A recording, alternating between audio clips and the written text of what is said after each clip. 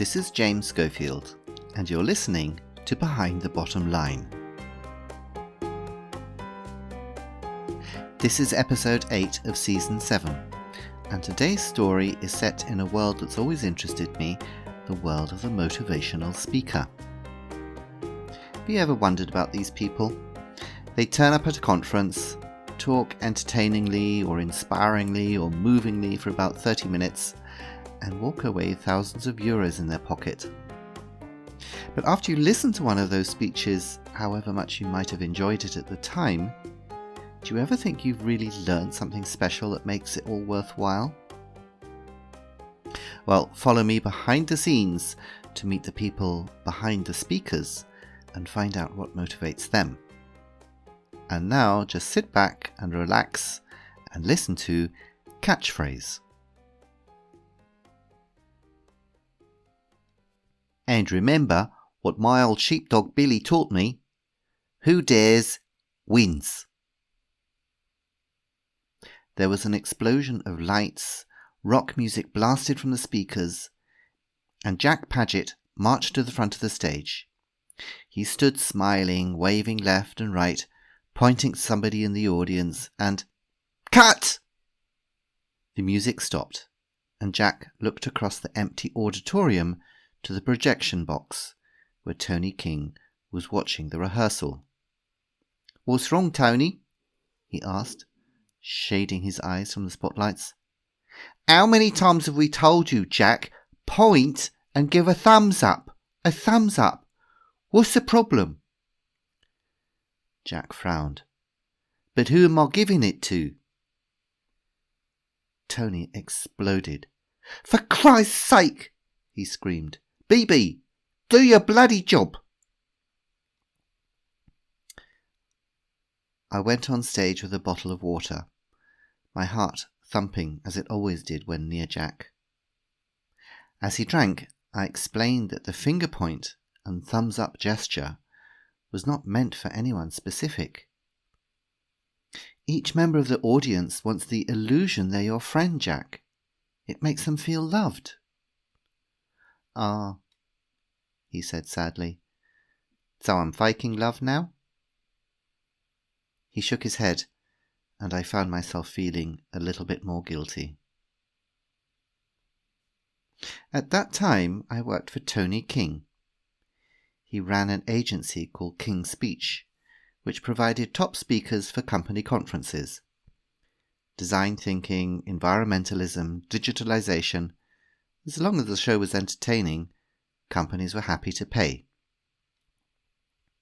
But Jack was different to Tony's other speakers.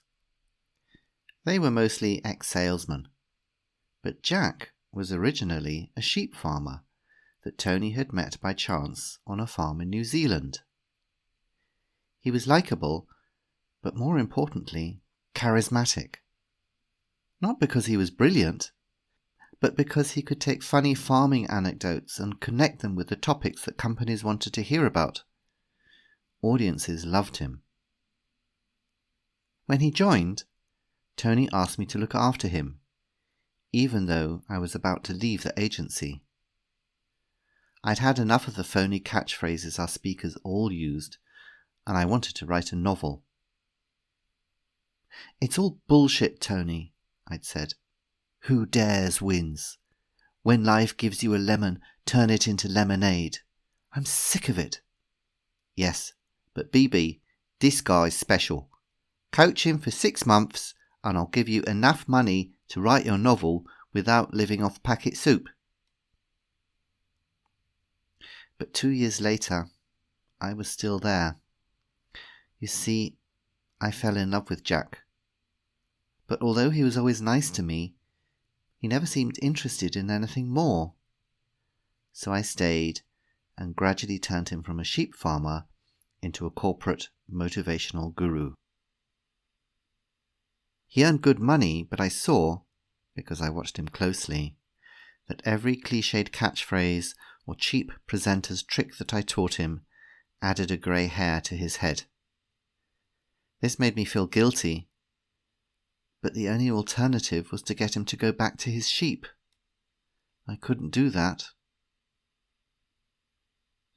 That evening, he was talking about corporate environmentalism for an audience of car salesmen. He didn't like the speech I'd written for him, and as we went through it after lunch, he was sulky. "It's all greenwashing," he said. "It has a great title," I said, trying to be patient. "Global warming isn't cool." "Oh, very clever," he sneered. "Wonderful use of your writing skills. What happened to your novel?"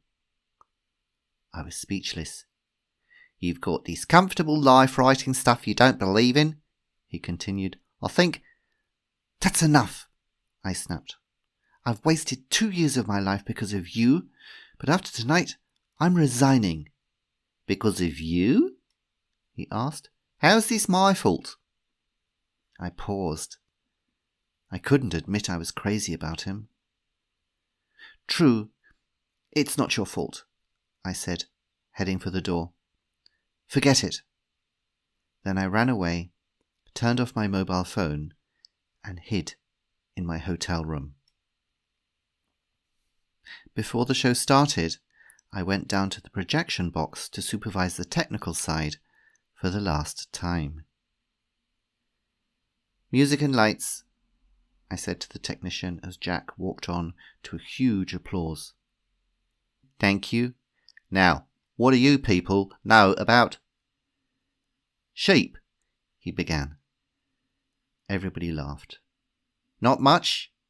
Well, they fart and burp a lot." A big laugh. But this was not the speech I'd written.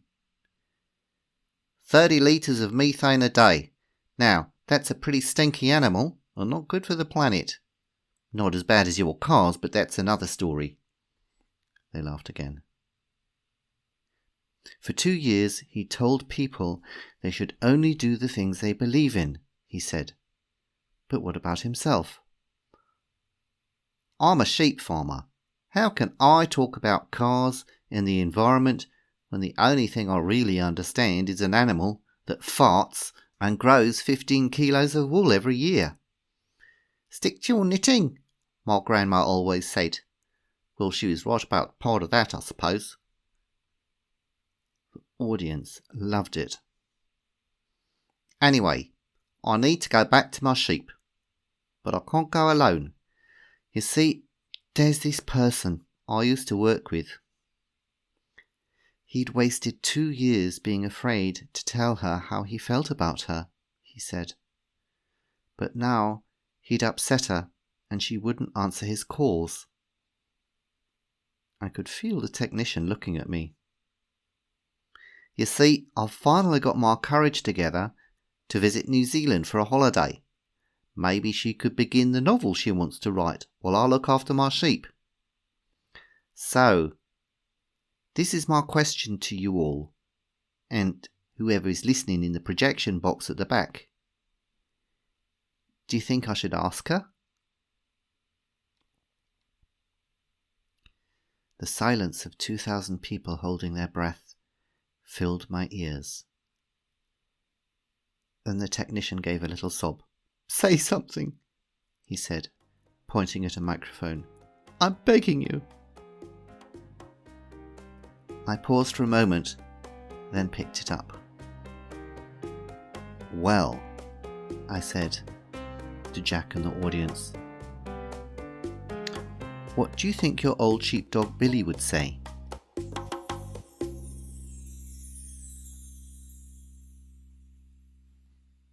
So Catchphrase first appeared in Business Spotlight. And I have to say, at this point, I have a slight confession to make. I don't really like motivational speakers. Now, I've organised a conference or two in my time, and I've always resisted the suggestion that I should get a motivational speaker in order to get the audience going. And I think there are a number of different reasons for this. One of them is actually jealousy. I have to confess, it's sad but true. I think I'd probably like to be a motivational speaker myself. I mean, one of my teenage dreams was to actually be the lead singer in a boy band. And I didn't have the dancing talent, I didn't have the vocal talent, but I thought I could have made a pretty good leader for a boy band. And it's probably something to do with that. I've always seen motivational speakers sort of are like middle-aged boy band leaders, even the women ones. So I think probably there's a certain amount of jealousy there. I would quite like to have been a motivational speaker myself. But there's a couple of other things which I think come into play here. Now, first of all, I don't really understand why people like motivational speakers so much. I mean, sometimes you might take away a catchphrase or two. Make America Great Again from a few years ago. Follow the science since the start of the corona pandemic. I mean, these are a couple of catchphrases which come to mind. But generally speaking, these motivational speakers don't really have anything particularly interesting to say. Or in my view, it's all sort of fortune cookie kind of philosophy. A great example on LinkedIn. Very famous motivational speaker. I'm not going to say his name, but he's got something like 2 million followers. And he's got all sorts of people who follow him who I admire, people I know, and they think he's great, and they're always posting stuff on his, they're always commenting on his posts. And he regularly posts unbelievably obvious statements that collect him hundreds of thousands of likes and comments. For example, a recent one, the responsibility of leadership is to create more leaders. I'm not quite sure about that as an idea anyway. I mean, I think the trouble is we got too many leaders and not enough Indians anyway. Or here's another one. While bad leaders make stressful situations worse, good leaders bring out the best in us. I mean, sorry, but that is so obvious. So anyway, I'm not a big fan of these motivational speakers, which is not to say that I don't think they do, that they're very good at their job. They are, and I'll come to that in a second. They're really good at doing great presentations, and that's how they manage to get people to lap up this incredibly banal stuff that they spout, and think that and pay good money in order to listen to them. But I have a theory as to why they're so popular. Now, as you know, one of the great things about Google is that it can provide you with all sorts of lists of people's most popular holiday destinations, or people's top 10 Richard Pryor movies, or 40 songs to take with you on a desert island, all sorts of things like that. Anyway, there are several lists which claim to show people's top fears. And the fear of public speaking appears very high up on these lists. In fact, one of them that I was looking at, it was even number 2. The only thing that people were more afraid of than public speaking was flying. Now, you might think a fear of death would be higher than a fear of public speaking, but no. Fear of death was right down at number 6. So I suppose what this means is that people would rather die than give a speech at their own funeral, which I suppose kind of makes sense. But it's fairly amazing, isn't it? People are more afraid of public speaking than they are of dying. So my theory is that most of us really admire motivational speakers because we see this person standing up on a stage doing something that we would rather be dead than doing. And so they think, wow, that's pretty amazing. I wouldn't want to be up there, but I'm really impressed that they're able to do it. And okay, what they're saying isn't really that impressive, but they're saying it in a really impressive way. And so I'm going to clap and cheer and stamp my feet and be quite happy about the amount of money that me or my company has paid in order for me to listen to this bland mixture of fortune-telling pseudoscience, and mindless platitudes. In my time as a trainer, I trained an awful lot of people to give presentations. In fact, I even wrote a book about it called Presentation Skills in 7 Simple Steps. And I'm not promoting that or plugging that because it's not available anymore. And it is true that a lot of the people that I was teaching found it enormously stressful. A lot of them were doing it in English rather than in their own language. And obviously when you're doing a presentation in a foreign language, the stress levels are even higher. If you share this fear, then an interesting fact that I learned, because I did quite a lot of research into the topic, is that the audience is far more positive about your presentation than probably you are. So, for example, if you take a scale of 1 to 10, 1 absolutely disaster, 10 unbelievably brilliant, and you rate your presentation, if you think it went very well, you'll probably give yourself a 7 or an 8 maybe. If you think it was pretty bad, you might give yourself a 2 or a 3. But the audience consistently scores presenters higher than the presenter does themselves. And I found that very interesting. So what I would say to you is take that away. Your audience wants you to succeed. Your audience sees you as far better presenter than perhaps you do yourself. The kind of advice people sometimes give presenters before they go on to give a presentation is sometimes really staggering. One piece of advice that I've often heard is, just be yourself. And this is so wrong. When you're giving a presentation, you are a performer. You are doing a show for the people who have come to listen to you, and you owe it to them to be a little bit more than yourself. They say that a camera adds kilos onto your shape, but what it also does is it takes away your personality. And it's the same, even if there isn't a camera there, you need to add more personality when you are giving a presentation. And so just being yourself really doesn't work.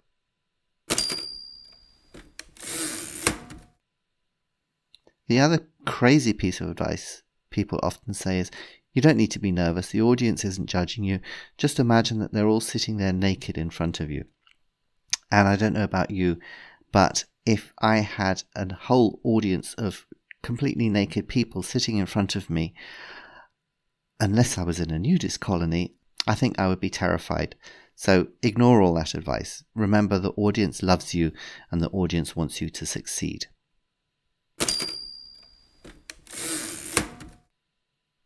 Another tip that people said was very useful in the book was how to get rid of adrenaline.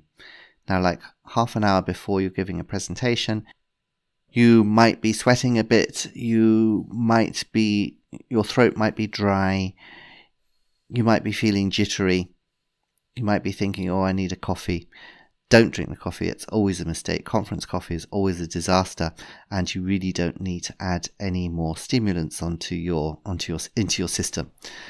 Much better idea. If you're feeling stressed out before a presentation, walk up and down the stairs a couple of times. It's the best way to get rid of that surplus adrenaline, and then you will be able to go into the presentation feeling relaxed and with just enough adrenaline to make you perform at the top of your game. And my final useful tip for you is a fashion tip. People said my fashion tips for presentations were also very helpful. And it's a very obvious one, but if possible, always wear a short-sleeved cotton t-shirt underneath your shirt or blouse to absorb any excess sweat. And your shirt or your blouse, best if you wear white or black, because if you're wearing red or blue, for example, or green, and the sweat comes through your short-sleeve cotton t-shirt, then it's going to mark your shirt or your blouse, and it's going to be obvious to everybody. So remember that. Short-sleeved cotton t-shirt and a white or black shirt or blouse on top is the best combination.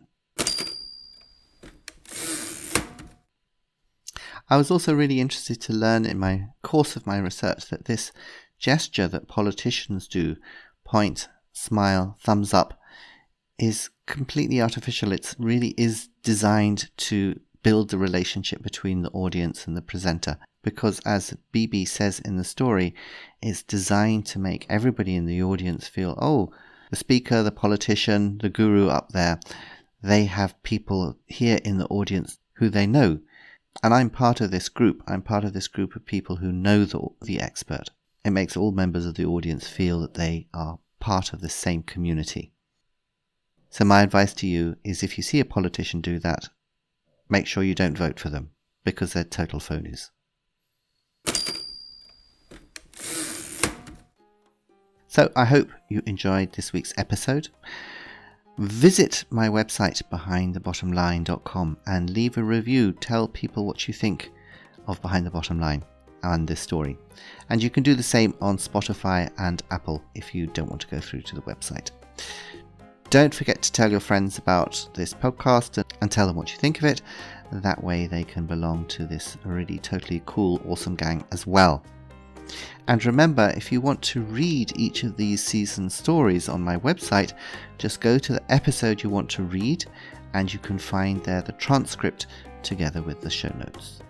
And while you're on my website, why not visit my bookshop? Go to the bookshop tab and there you can buy Double Trouble, which featured in season 5, or Peril in Venice, which is a murder mystery, and that's featured in season 6.